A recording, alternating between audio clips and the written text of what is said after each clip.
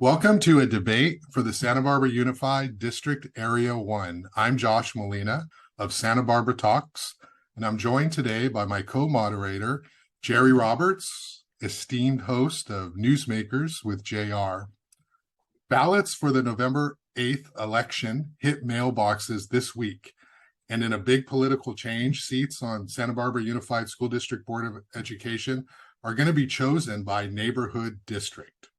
So tonight, we're pleased to welcome the three candidates for District 1, which includes much of the city's Eastside, Westside, and Downtown areas. The candidates are retired educator Efi Bañales, student affairs professional Gabe Escobedo, and executive director, parent Dan Berge. And thank you all for joining us. Jerry? So the forum's going to have three sections. First, Josh and I will ask each of the candidates a series of 4 questions. Our candidates will have 2 minutes to respond to each, and we invite them to speak or question to each other, and of course, keep things civil. Then the moderators will ask individual questions of each candidate, and they'll have 2 minutes to answer. And finally, each candidate will have a chance to speak directly to voters with a 2-minute closing statement. Josh has the first question. Okay, thanks, Jerry. Since the arrival of Superintendent Hilda Maldonado in the summer of 2020, Santa Barbara Unified's administration has experienced nearly 100% turnover in the executive cabinet. About 20 other staffers have also left the district, and many of these individuals, Sean Carey, Brand Wagnick, Todd Rickman, just to name a few, were longtime policymakers at the district. Do you see this turnover as a good thing, a bad thing? And how do you explain the reason for such a drastic change at Santa Barbara Unified in the last 2 years? And let's start with Efi Bañales. And take yourself off mute, please. Yes, I believe that change is always good. There's some repercussion also to get to for all timers, so to speak, to leave, because there's so much knowledge there. But there are others that have been there for way too long. And I think that I have noticed that over the years it has been very political rather than focusing on our students. So, but there's some, I can say Sean Carey, for example, impersonal, whether people like or not. But I think she brought the experience that I have with her, for example, coming to La Cumbre Junior High in a particular class, which or section, which was science. She was supporting our teachers. She was supporting the fact that teachers were very open to be non-conventional teaching, like no using so much the textbooks, but kids were creating their own. And then she brought supplies for science, for the science lab. And I hope that at this time, the science lab is already ready to teach to all the students, not being confined in one particular classroom, but rather sharing. So I will miss Miss Carey for sure. There are others that I think, just like me, we move on to do other things, and maybe they're going to focus, they're coming back and focus on our kids' education and safety. That's what I think basically what my hope is, that we continue working together, and those people that left the district was for a good cause. And the good cause for me and always will be our children education, our children safety, our children involvement, our parent involvement, our engagement with parents and teachers, and a collaboration among all of us. Thank you. All right, thank you. And I think we want to remind everyone tell them we're going to give you about 2 minutes to give you a little room to respond. And so we'll hold you to that. Hopefully you won't need full 2 minutes, but you do have it. Gabe, go ahead. Yeah, it's no secret that there has been tension in the last couple of years. I mean, it comes with a multitude of factors. One, experiencing a pandemic and what that does to classrooms and our teachers, our staff, but mostly our students, and how hard going remote really was. with change comes opportunity. And I think if you look at the new cabinet members, we have 5 new cabinet members that are people of color. And I was fortunate enough to attend last school board meeting. There are some very impressive folks in this new cabinet, and there's a lot of support from many of the new folks in this cabinet. But much of that tension that I spoke about, I believe came from a lack of communication. And I commend the board, even if it took maybe a little bit too long, the board and the administration for sending out a letter to folks and letting them know that they're going to do a listening tour at all of the campuses. And I think they've attended 5 or 6 campuses now. And they're really getting some really good feedback into where those struggles are. It's mental health concerns for our students. It's teachers not having enough, us not having enough teachers and support staff. And 3 is cost of living and trying to keep our teachers here. They're struggling. They love our school district and they want to be here. But when the cost of living is this high and you have to commute from further and further away, it becomes a struggle. And yes, housing is a big one topic that I know a lot about. But as a board member, I'm hoping to find some creative ways to really focus on salaries and getting salaries up to meet the high cost of living here. So I think this is a good first step. I'm going to push the board to continue the two-way communication between teachers, staff, parents, and students back to the board and administration and trying to address a lot of those concerns. Great, Gabe. Thank you. Dan, go ahead.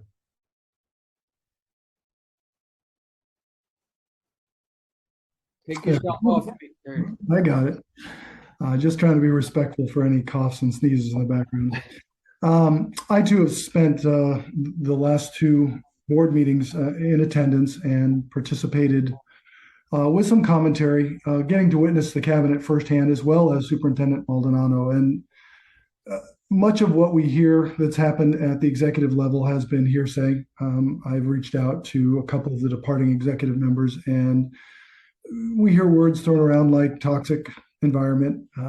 If we want change to be ushered in a positive manner, we need to do it strategically. And clearly this level of fallout does not represent strategic planning. But when witnessing the board and Superintendent Maldonado in the board meetings, you saw a well-orchestrated machine. You saw efficiency, you saw good communication, you saw impassioned leadership, and individuals speaking from a place of experience and knowledge, not just desire and wishes. This is encouraging. No one wants to see this level of institutional loss. It's dangerous. It's precarious. It sends a terrible message, especially in times that are so tumultuous at the school level. But at the same time, maybe we had to take a hard look at our underperformance even prior to the pandemic, and maybe this change will bring forth something better in the future. Great, thank you, Jerry. Okay, we're going to rotate the order in which you guys answer. So we'll start this one with Dan. According to district data, white students across the board score about 18% higher than Latino students in math and about 24 points higher in English on standardized achievement tests.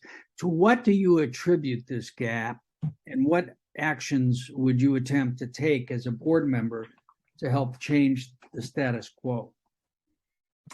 Well, the 2 biggest factors we see in the achievement gap, obviously parent engagement. We're very privileged as ourselves, as a white family, to be able to participate, engage, act as tutors, seek out tutors, reach out to teachers, and be much more involved in our students' educational process. This creates dramatic result. And we've seen that firsthand at Franklin Elementary School, where the principal there has driven that home through both extending the school day and creative measures. Her achievements gaps have reduced dramatically. And while I don't have percentages, their success has been marked. But in addition to parent engagement, which isn't easy because families are busy, people are working multiple jobs, they have other children to attend to. This is not an easy solution. It's one that we have to find creative solutions to. We also have to look at scaffolding better our systems of education such that there are more tiered opportunities for those individuals who've been pigeonholed in what used to be an ESL program and now we call emergent learners, that they get stuck there. And that's just not sufficient. It's not working. It's a system that is dated, and it's time to make it change. And there's only so much, of course, we can do at a district level because much of this comes down from the state. We can continue to affirm, we can continue to push the superintendent to make opportunistic changes in how these children are tested out, certified, and move them on to better forms and better opportunities in their educational system. All right, thanks. Efi? Same question.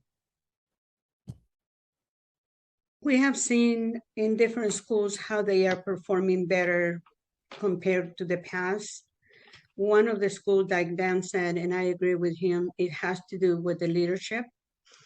In a Franklin school has turned around, the tables around, because there's more parent participation, the principal administration support, and teacher communication as well. Just because a person doesn't speak the language doesn't mean that he's not going to perform well if the students are given those resources. One example, Montecito and Cold Springs. Although they don't have many students, say 10% of students are Spanish-speaking students, they are performing above average. Some of them, they're overperforming. But if we go, say, and I'm sorry to say this, but if we go to McKinley or Cleveland School, and people question why parents are taking those students from those schools, because they're underperforming. The resources, of course, are different than Montecito, Cold Springs. However, when we give them the right resources in the participation, we can see the difference. Unfortunately, throughout the state in California is the worst in the nation. And even us in amazing school like Adelante, they have a very good they have very good principles. But the principles are, if you're teaching, you're immersing the students, the Spanish-speaking students, they're not performing at grade level compared to the Caucasian students or the white students. The performance is, for example, is in math 13%, where the Caucasian is 50%. It's one of those things that we see the difference. Thank you. Thanks. Gabe? Resources. Yeah, when we talk about equity, this is at the heart of the issue. We're talking about outcomes. We're talking about structural changes to our education system that we're seeing right now. They existed far before the pandemic, and now they've been put into hyperdrive. There are things that we do not have a say over, like our emergent multilingual students. Absolutely, but that doesn't stop us from advocating for policy change. But here locally, we need to do more to support our students, and we need to do more to figure out what type of support that they need. One particular method is called map growth testing, in which it's not a standardized test.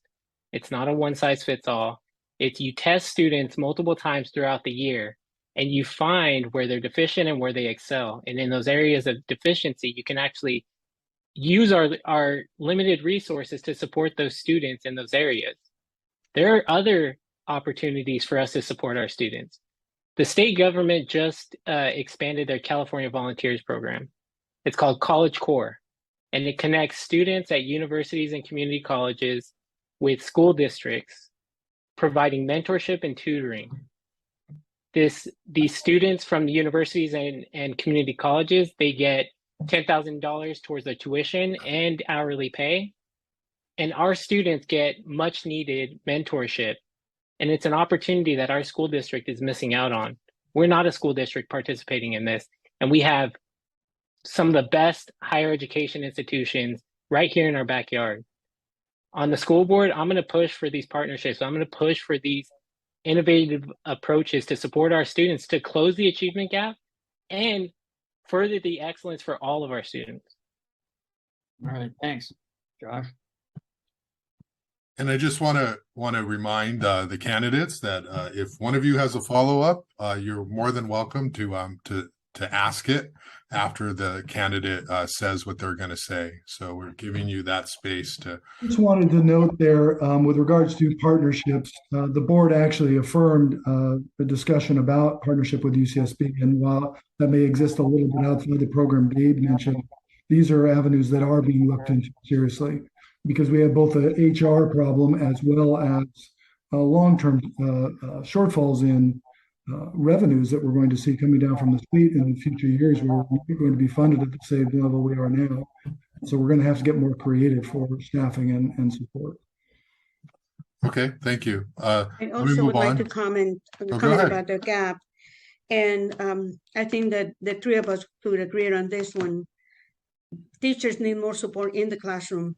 As an instruction assistant for 12 years, we have to almost try to be in 2 or 3 places at the same time. There was a shortage of substitutes, a shortage of teachers, a shortage of instruction assistant. One thing that the district lacked, and that was before and during the pandemic, even especially during the pandemic, is that we were not trained. Teachers and us, we were thrown under the bus. We were using different technology. Teachers were using the Apple computers. Your children were given the iPads, and we were given Chromebooks. So I had to go to the library and I said, "Can you issue me an iPad?" So I was issued an old iPad. It was not exactly compatible with the new iPads the kids have. And then I went to the district and I said, "I want to stand." So I was told only for teachers. So if we're not provided, if instruction assistants, they're not enough and not providing those tools, how are we going to be able to help them? It was very, very stressful. Okay, all right, thank you. Let's move on to the next question, and I think we're going to start with Gabe first. I think you're up. Children from Latinx families, according to Santa Barbara Unified School District data, are more than twice as likely to be placed into special ed classes. Why is this, from your perspective? The district is trying to address this. You know, they had a board meeting and they are making progress on this. But why does this happen? And what would you as a board member try to do to set policy that prevents this trend from continuing? Yeah, it's institutional racism.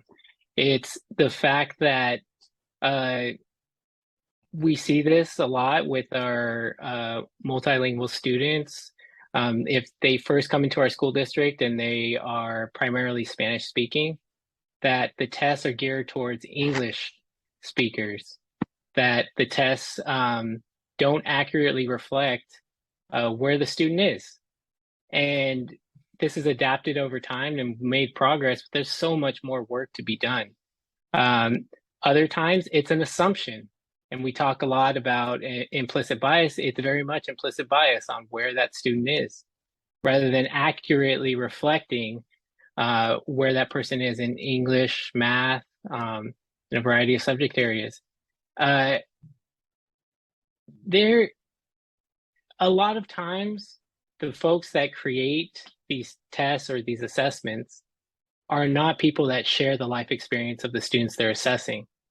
And that's a big part of the discussion that we're having in this school board race, is bringing that other perspective. And you know what? Bringing other folks that have different life perspectives to the table. It's when you're designing assessments like this that determine outcomes and process and school experience for these students, you cannot just fall back on what the status quo is, on what we've always done, and just leave it chalked up to that. You end up with the same results year after year, and it gets worse after you experience something like a pandemic with remote learning. Okay, thank you. Dan LaBerge, you're next. So while we can't deny a certain amount of institutional racism, our community has been very diversely populated for decades, and we've become more and more aware than any other state in the union as far as accepting and embracing our diversity. But to deny that it exists would be foolish. But much of this, I think, falls down to the convergence of language skills. And as if we've learned at Adelante, while there's a drop-off in the early years of both monolingual English and monolingual Spanish children, the makeup over time seems to really benefit those children who would otherwise be emergent of the emergent capacity because they are learning in their native tongue. And this seems to provide that ability to really convert language at a much younger age and allows them not to be pigeonholed into special ed. But if a child is stuck because they can't read or they don't have a fully developed language capacity, it would be very easy to misplace them and misdiagnose them into some kind of special ed category because you couldn't gather all the information. And if their parents aren't involved and engaged in the process, that's only going to continue to hamstring the system. And with a system that has a shortfall of resources, what do? Do you just mainstream them and then let them fall farther behind? Or do you try to give them special support in order to try to bring them up and to capacity? And it's a conundrum. It's a lack of resource, but I think a lot of it comes down to that convergence of language skills and recognizing, as we're slowly doing, that those native speakers need to be learning in their native tongue. End of story. Okay, thank you. Efi? Well, we know for a fact that our Spanish-speaking students are being tracked from the minute they're enrolled. The minute that they enter, they enroll, the parents enroll the kids. They should be told that their kids are going to be put in a Title I category, which means the more Spanish speakers are in the school, the more money the school will receive. So resources are there. According to the governor, he addressed the state and said, for every child, and proudly said, every child in California gets about $23,000 a year. If the state doesn't, those $23,000 a year per kid, then the money is right there. Is the people we need more assistance, the resources we need to tailor them to the needs of our kids, not only Spanish speakers. There are many kids, especially now coming, that are not speaking Spanish, but they speak another dialect. That is part of the culture. That is part of the ethnicity studies there should be. And to go back to the Latinx terminology, I don't accept that because we're Latinx, like all those. No, we are either Mexican, we're Latin Americans, we are all on the continent. Nobody brought us here. We're here already. So it's part of our culture. We identify with each other. But we need to know and from the very beginning to see whether that child or those children speak Spanish or any other language, and then immerse them as soon as possible from early age with people in the classrooms that they can support them. Good Spanish, good English, or someone that at least will know what the dialect is. There is a lot of Nahuatl now coming from Guerrero. There is a lot of people from Oaxaca, and it depends in the area where I am. There's a lot of people from Nahuatl. They already know. We know aguacate, that's Nahuatl. Molcajete, which is the mortar, molcajetl, and things like that. So why don't we ask them what is the dialect they're speaking and incorporate them, embrace the culture and learn from them. Okay, all right. Thank you, Efi. Appreciate that answer. Before we move on, anybody have any follow-up? Are we good? Yeah, I was just going to add, I mean, in this discussion, when we're talking about supporting our students, especially in this situation, and I imagine we'll get this special education in general, but there's tons of grant funding at the state and federal level. Right now, grant writing is split up amongst multiple people. I think our school district, like other school districts have done, we need a dedicated grant writing person that can access this funding and bring it here locally. And there's a lot of grant funding out there exactly for what we're trying to do. Everything from anti-bias to support services to multilingual education programs. It's out there, but we need someone dedicated to bring it back to our school district. They'll pay for themselves 10 times over. Okay, thank you. Jerry, you're up. The school board recently approved the expenditure of $66,500 on a anti-Blackness and racial climate assessment. I know we've all been aware of this ongoing scandal that's broken in Los Angeles the last couple of days, where the newspaper has reported on a secret tape recording that reveals Latino city council members strategizing about how to take political power away from Blacks. Do you believe there are differences in how the school district should address anti-Blackness and anti-Latino racism. Efi, you're up.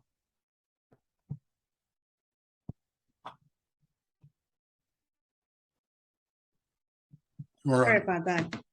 If I may go back to the special education, why so many students, Latin American students are in special ed, is because it's easier to put them in a special education, and instead of attacking the problem itself. Learn to deal with the family, talk to the parents, invite them so you can tell what is the strength of the students. In regards to allocating money, we need to stop outsourcing, and we need to stop all this allocating money into a program that might not work. Why don't we ask our Latino family? Why don't we ask of American family what is that we need? If you let us talk, if you listen to us, as a board member, I'm going to listen to them. I'm not going to close my door and just take and raise my hand and say I no. I'm going to really focus on where the money is going to be allocated, and talk to the parents so they can tell me exactly what they need and really help out, because it's not working. Yes, there's a lot of grant money. There's a lot of people that are willing to pitch in, but why don't we ask the parents first? How about this question about racism? There is discrimination. Is there a difference between how you address anti-Blackness and anti-Latino race? Is the question. The question, how do I address it? By putting it out there and saying it does exist. There is a bias against the Latino students. There's bias against the non-Caucasian students, and we are put in a peril in which we're getting behind every single year. What is that? And I brought it up before. If other schools have put the resources to work, our Latino students, why are they performing much better in Montecito, in Cold Springs? And why not performing as well in, say, Harding School? All right, thank you. Gabe, you're next.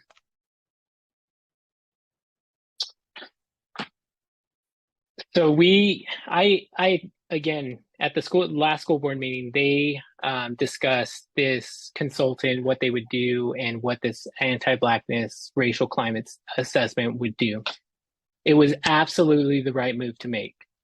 And what I'm hoping is that throughout this assessment, when we finally get to the end of the assessment, that there need to be clear, time-sensitive, achievable goals set from the information that we learned. Your question about, is there a difference between discrimination against Latino or anti-Black behavior? Absolutely there is. And the fact is that anti-Black behavior, the culture that exists now, anti-Black behavior is far more accepted and far more prevalent. And we don't have to look much further than the information that was shared at the last school board meeting, that in just 1 month time, there were 12 incidences of racial discrimination, 10 of which was using the N-word. And the other 2 were directed towards our Latino students. Now, I said that there's a difference, but coming out of this anti-Black racial climate assessment and achievable goals straight from that, it's going to benefit both populations. Anti-Blackness is a really tough nut to crack, and something that is deep within the history of our nation, the history of our city, quite frankly. And by making progress and the type of changes that we're going to have to make to the structural system in our school district is not only going to benefit Black students, it's going to benefit Latino students too. And quite frankly, I think it was the right move to make. I think I'm really excited about the changes that are going to come out of this, because in addition to providing a better space and better culture on school for students, it's also talking about teachers and staff. Thank you. Dan?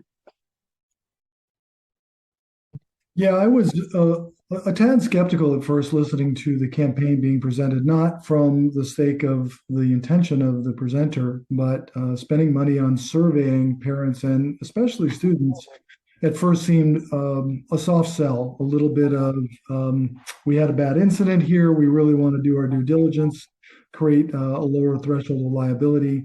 What's the outcome? Is racism racism?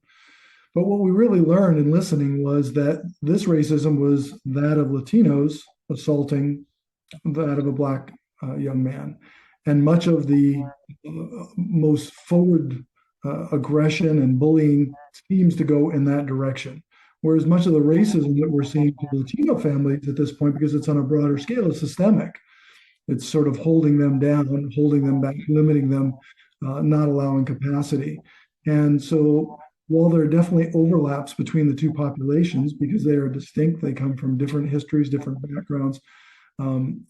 Their history here and even in our community are much different. We have Latino families here that have been 8, 9 generations, and Black families that have been 1. We have to take all those into account and recognize their distinctions and differences. But there are definitely as Gabe mentioned, there are definitely limitations and barriers here that are creating repeated racism year after year that we need to get to the heart of. And I think a survey of this nature will at least start to give us an insight what parents see, what teachers see, and most importantly, what students are really seeing, because most of them won't speak up. We've developed a tremendous bystanderism in our community, especially at the student level, because they're afraid of reprisal. And so hopefully if we get a much larger scale response, we can then create some actionable items to make a difference. Fair enough. Thanks.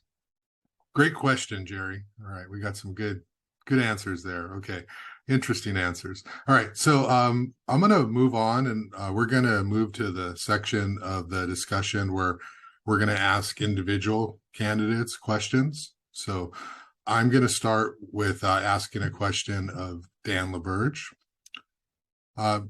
Dan, Santa Barbara Unified is about 60% Latino, Latinx population.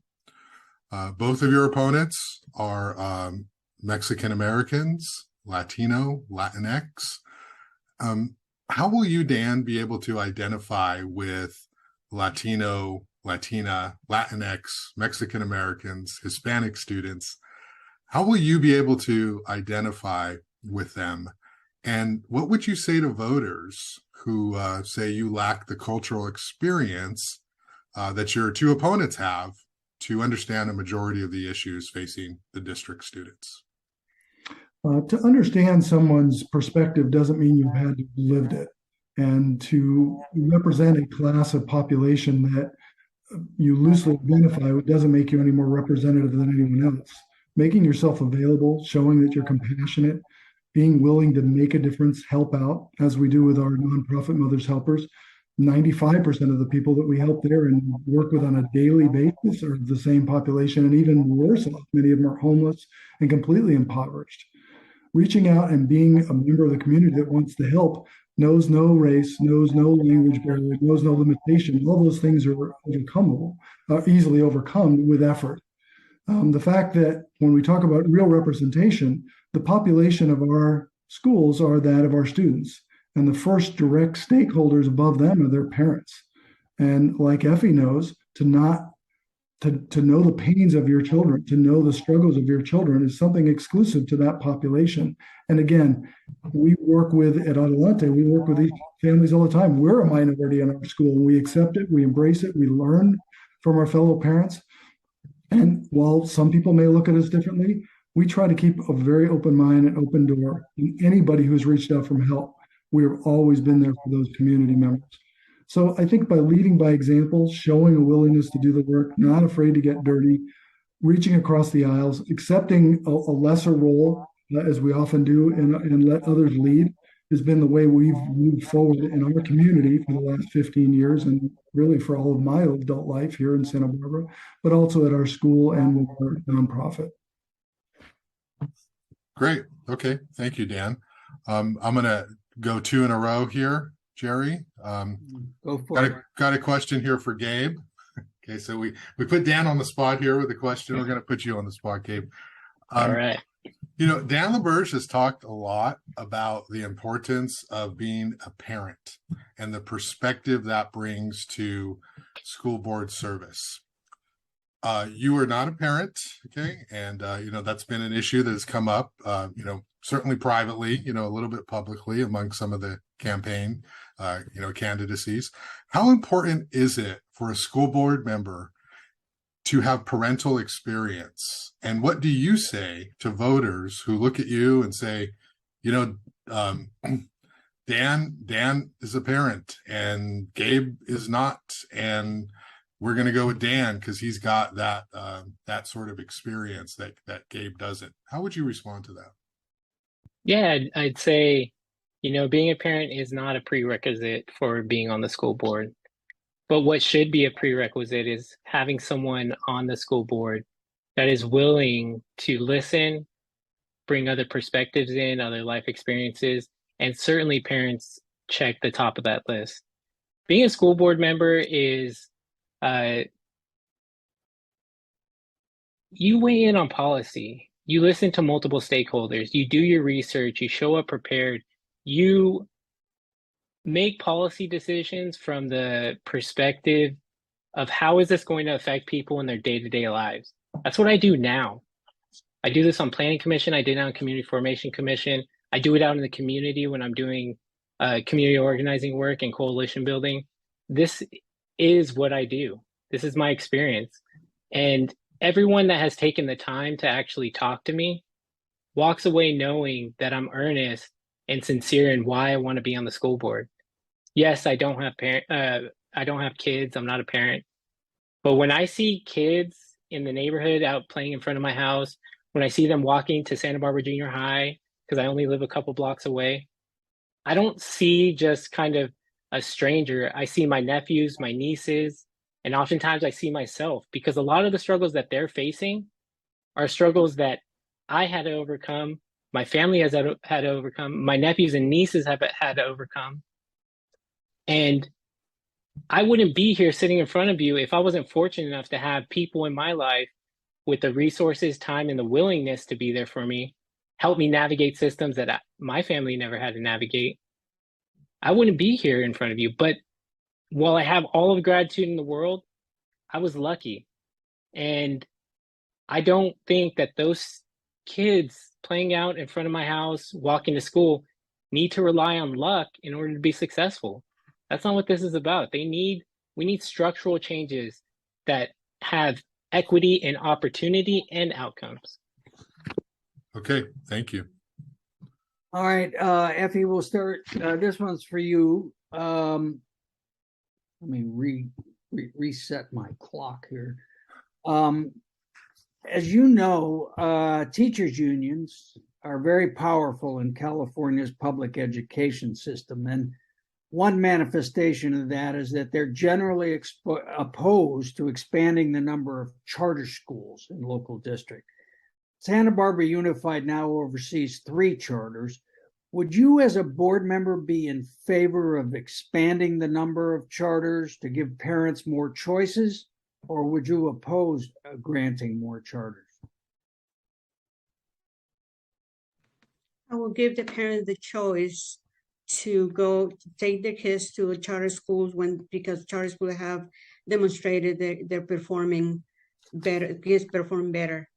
Unfortunately, the unions are on the way, and teachers, for whatever reason, some feel intimidated to go with the flow. And I don't think anyone should feel intimidated by expressing their own opinions.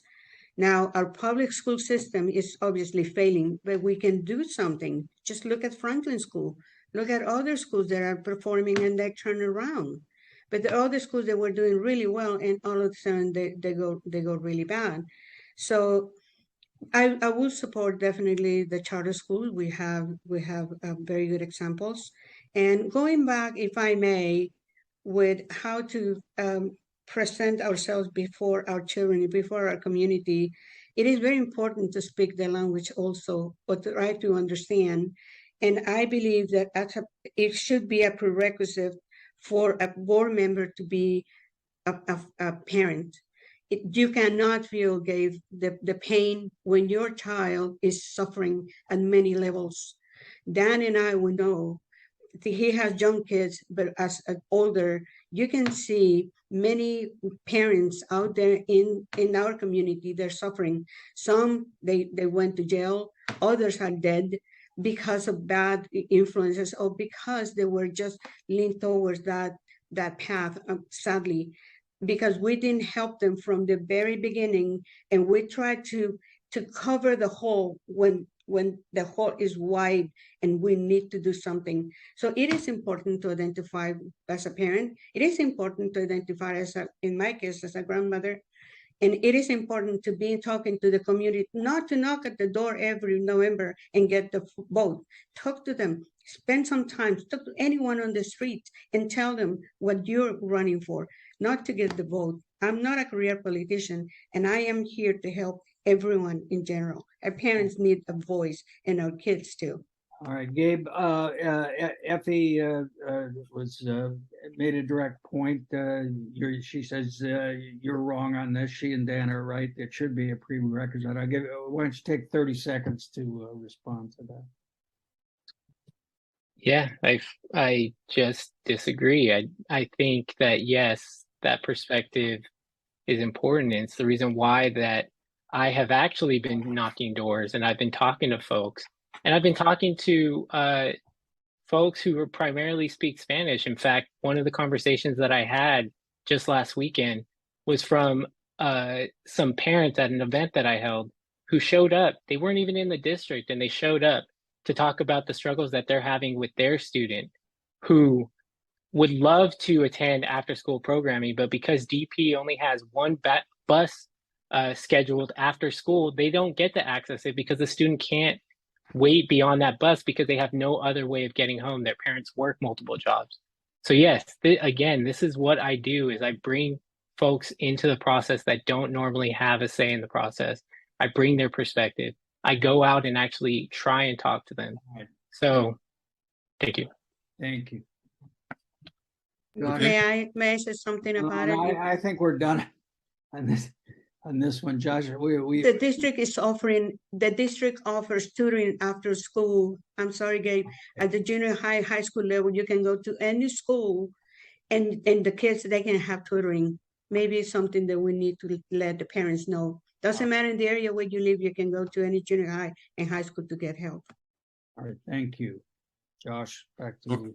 Okay, thanks, Jerry. Another good question there. Okay, so I have one more question for Gabe here. Okay, so Gabe, you announced a run for California State Assembly not too long ago, and then you chose not to run because of Greg Hart announced he was going to run, and for the sake of the party, it was not good to have two strong candidates vying for that seat, so you stepped away from that.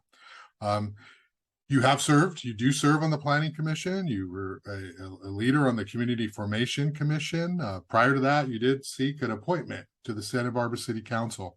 You're obviously very involved and politically active, but some political insiders say that you're kind of just looking for a seat to serve in. This will be the third one you're attempting to get to serve in an elected or appointed situation. How can voters be assured that this school board seat is really where you want to be and not just a political opportunity? Yeah, I hear through other people, folks say this, that they hear from about this, but every time that whether it was the appointment for city council, whether it was getting on planning commission, whether it was community formation commission or the assembly, all of that has come from my personal experience. See, I believe there are a few ways to actually affect change. And the only way to affect change is to roll your sleeves up and go and do the work. And I've done the work, and I have a demonstrated history of doing the work. When it was city council, it started in affordable housing, environmental policy, and I didn't get it. And I could have just said, whatever, I didn't get it, and walk away. I went and I applied for planning commission, became the youngest planning commissioner the city had ever appointed, became the chair, and affected change through the housing element. for truly affordable housing. Community Formation Commission. I lived most of my life with cousins, friends. My father spent most of my life incarcerated. I wanted to affect change in the criminal legal system, so I rolled up my sleeves and I did it. And Assembly, the largest part of my platform in the Assembly campaign was education. And it's because there are few things that we cannot change at the local level that we have to change at the state and federal level. And it was an open seat, and I wanted to talk about some innovative ideas. And so I did it. And I dropped out not because Greg Hart jumped in, but because I didn't see a path to victory. And I'm now in this race to affect more change on something that I know deeply about, that I understand what it is like not to feel like schools are for you, to know what the barriers are. And so I want to use all of the skills, all of the experience that I have, all of the relationships I have in the community to do that for our students and our families. Great, thank you. Question for Dan. On your website, you state that you will, quote, prioritize responsible fiscal spending. Would you just briefly break down the district's current budget for us and explain specifically how you think responsible fiscal spending is not currently being carried out? Well, without the budget sitting in front of me and not being privy to budget meetings, I can only speak in general terms. I know we're spending somewhere around $230 million, roughly a portion over 13,000 students. Currently, there are no egregious concerns about spending, except going forward, we know two things. One, we know that the budget windfall that the state has been enjoying, the surpluses, is going away and not projected to be present in next year. So that means some of the extra funds that have been offered and benefiting our community are going to disappear. Secondly, some of the monies that are being utilized for specialized programs and even counseling are being provided through monies that have been dictated through both the federal government and the state government for COVID relief. Those monies are going away. So being very aware of those kinds of longer term and shorter term concerns, limitations, and structures are something that my business background, my master's in business, really provide me ease of wandering through a spreadsheet, feeling very comfortable with the acumen to decipher those both long-term and short-term budgetary concerns. But as I said, I'm not privy to the open budget in front of me. I haven't looked over its multitude of pages. I know the board is scheduling not one, not two, but 3 distinct meetings before they even put the budget onto the agenda. So this is not something I can speak to in specific terms any more than I did. All right. Well, you're close on the 230 million. I think it's actually 214. So that's pretty good. Efi, a question for you. As you know, the literacy rate in Santa Barbara schools barely reaches 50%.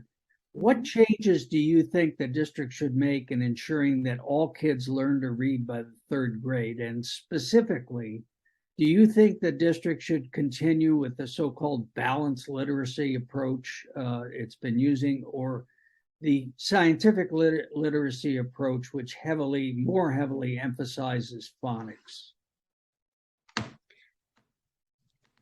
I think that our district should consider adopt the curriculum that based on phonics.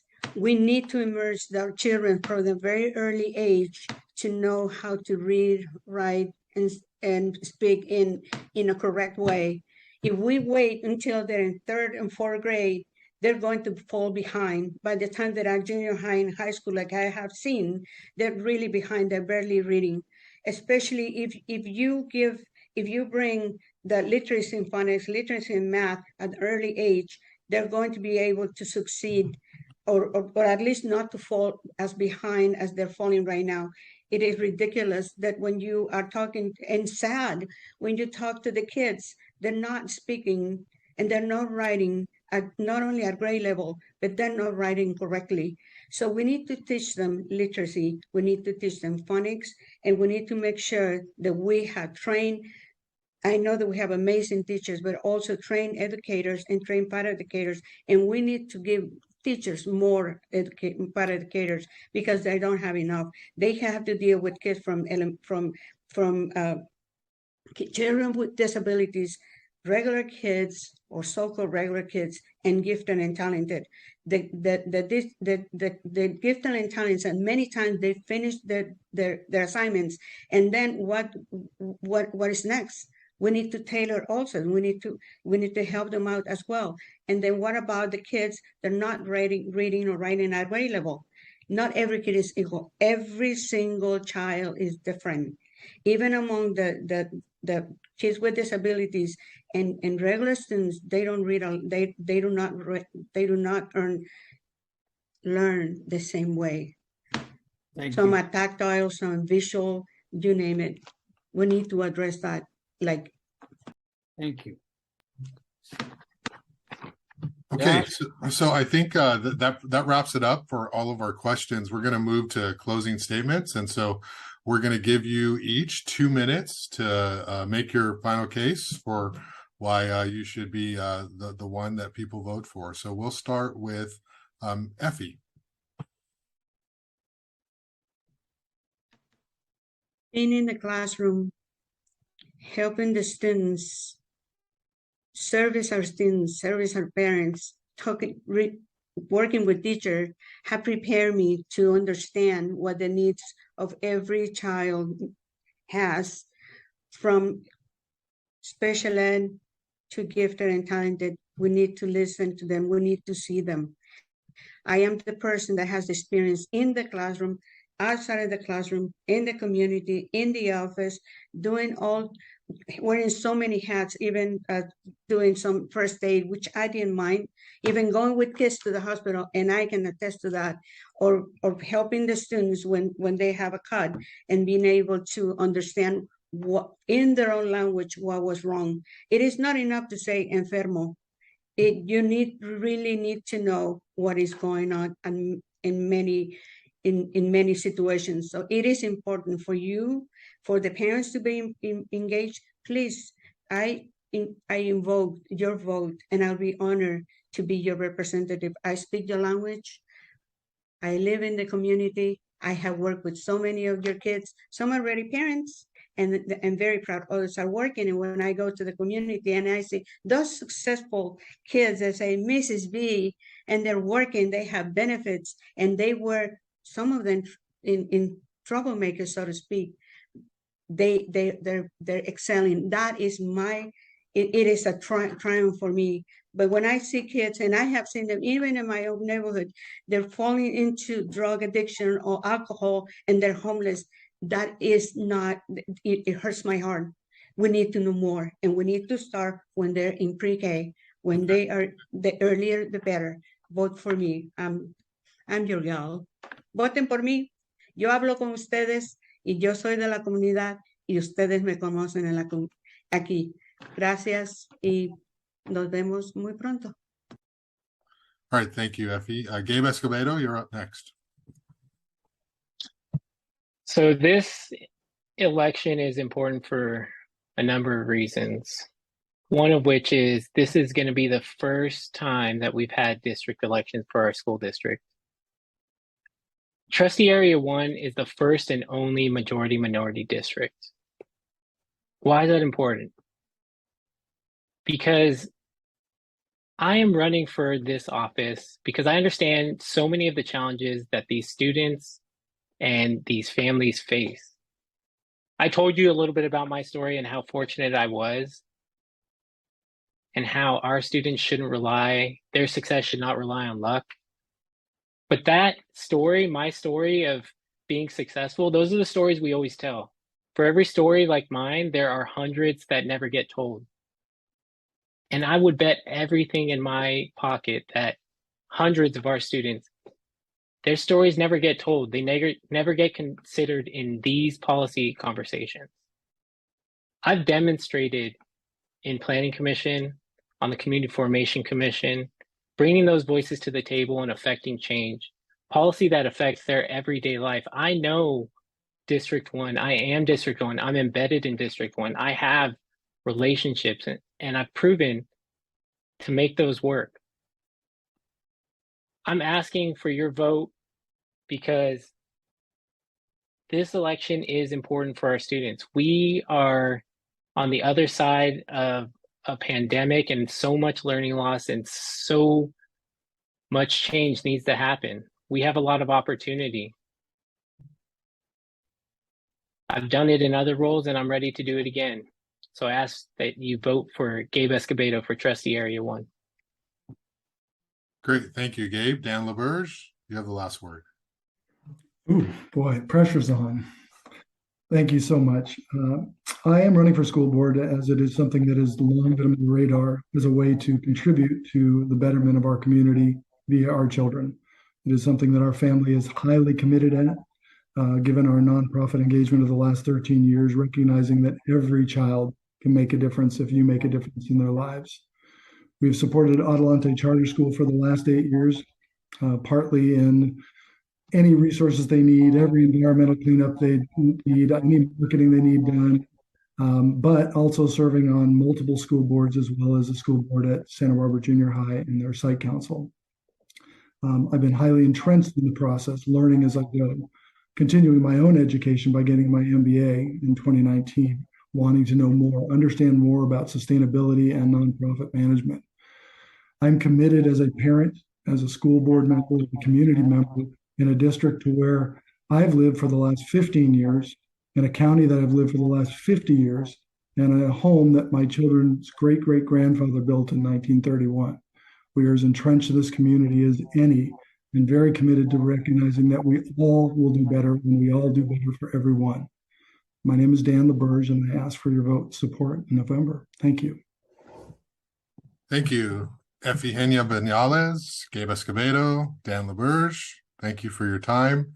Jerry, thank you for co-moderating this, and good luck to all of you candidates. And election is November 8th. And thanks for all of your participation. Have a great day. Thank you, Thank Josh. you. Good night, Gabe. Good night, Effie. Thank you so much. Good night. Dan. Good night, Thank Gabe. you all.